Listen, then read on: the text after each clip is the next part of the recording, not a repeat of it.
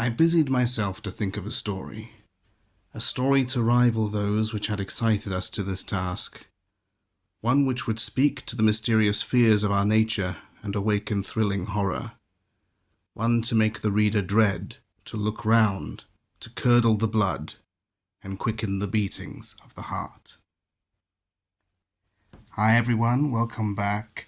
I know it's been a while since my last video. That was a quote from Mary Shelley's 1836 introduction to Frankenstein. And I am very excited to do this unboxing from the Folio Society. I must say, I was very excited to see that the Folio Society had done a new edition of Frankenstein, and in series with their edition of Dracula, which was the very first folio book I ever got. And so when I saw it was now available, I had to get it almost immediately. So,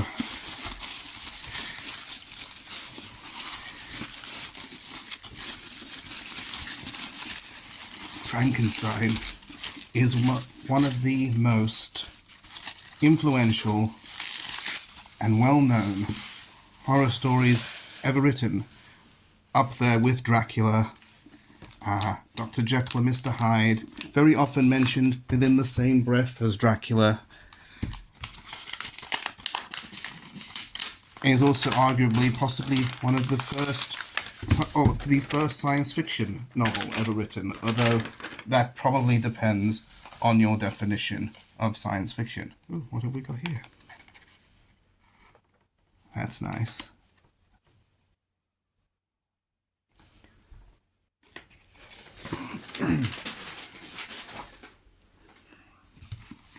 So here we have the Folio Society edition of Frankenstein, or the Modern Prometheus by Mary Shelley. So we'll take a look at it first. We have the slipcover with this lovely blue and white marble design evoking ice and snow.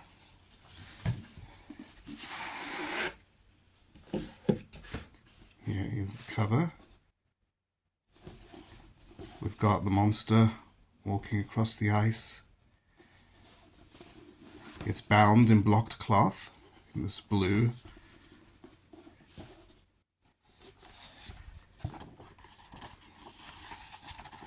And the frontispiece. And once again, just like Dracula, illustrated by Angela Barrett in the same style, with these wonderful black and white sort of frames on the pictures. And an introduction by Richard Holmes. So Frankenstein was written in 1816 by Mary Shelley when she was just 19 years old. The story of how it got written is almost as interesting as the story of Frankenstein. 1816, also known as the year without summer, or the poverty year, or 1800 and froze to death. In 1815, Mount Tambora in Indonesia had erupted, and it triggered a global change in climate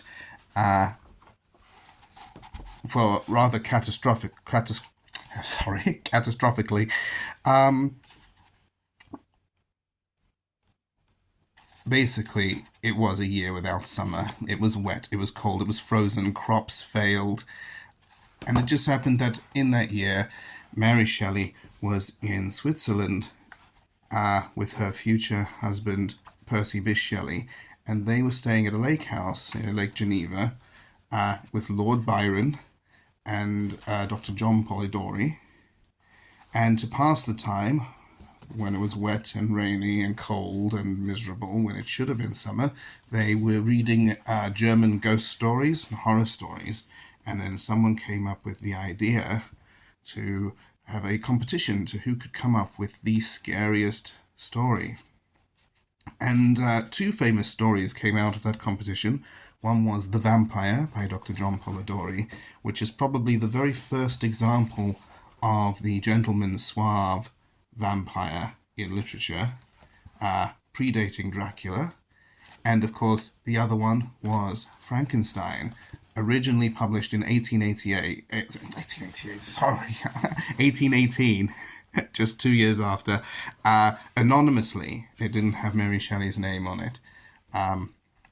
It wasn't, I think, till the third edition where it was published with her name and with their introduction, of which I got the opening quote from. So Frankenstein has a lot of similarities with Dracula. Not just the fact that Folio published it in series. They do match really, really well, actually. I'll do a comparison a bit later. But Dracula was written as an I seem to have forgotten how to talk today, so sorry. An epistolary novel, which means it's like found documents and letters, diary entries. Well, Frankenstein was written similarly. Frankenstein's written as a frame story, but the frame story is also done in an epistolary style.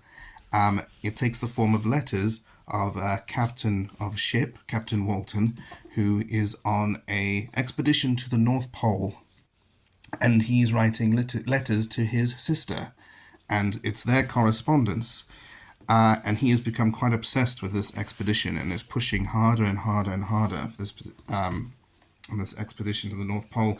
And then one day he see a figure on the ice on a sledge, an 8-foot tall, huge figure on the ice. And then shortly after that figure disappears, they encounter a man, half frozen to death, Dr. Victor Frankenstein, who comes on board and then tells Captain Walton his story, the story of how he created a monster out of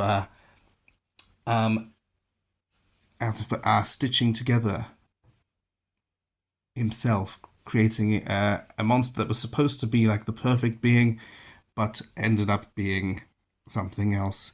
And the story of his obsession and his hubris and arrogance and how it all comes back to haunt him. Of course, most people know the story of Frankenstein. I don't think there's anyone who doesn't know the story of Frankenstein.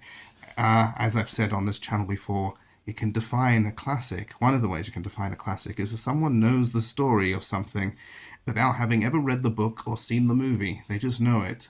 Everyone knows the story of the mad scientist who creates a monster and brings it to life and suffers the consequences because of it.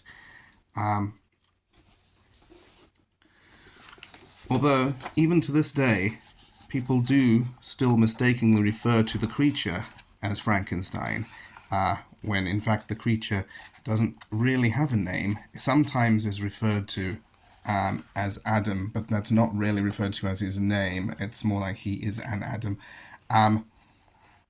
But he's not named Frankenstein. Frankenstein is the name of the scientist that created him, Victor Frankenstein. But the word Frankenstein is entered into English vernacular to describe something put together out of pieces in an ugly way that doesn't quite work, or to describe someone who's unusually ugly, things like that. We will use the word Frankenstein, even though the book itself has made it very clear who Frankenstein is.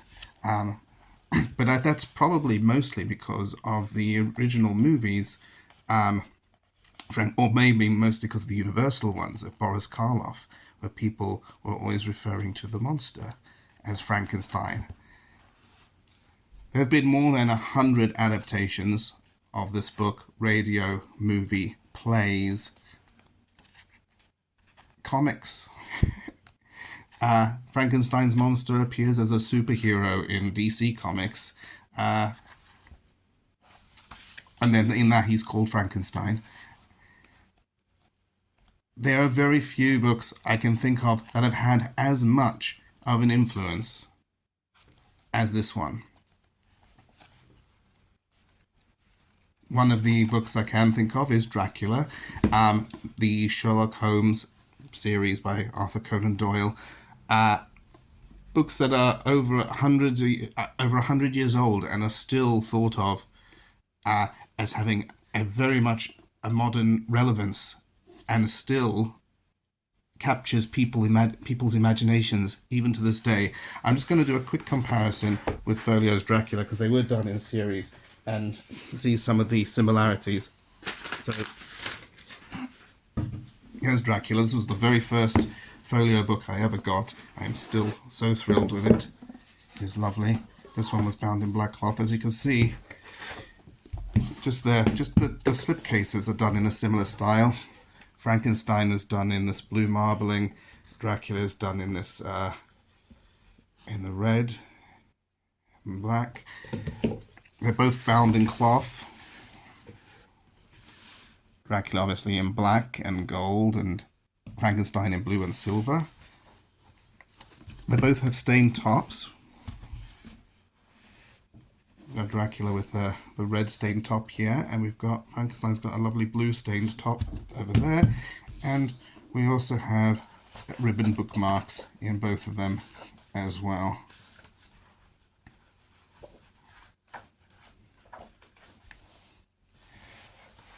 I'd say these are going to look absolutely lovely on my shelf together.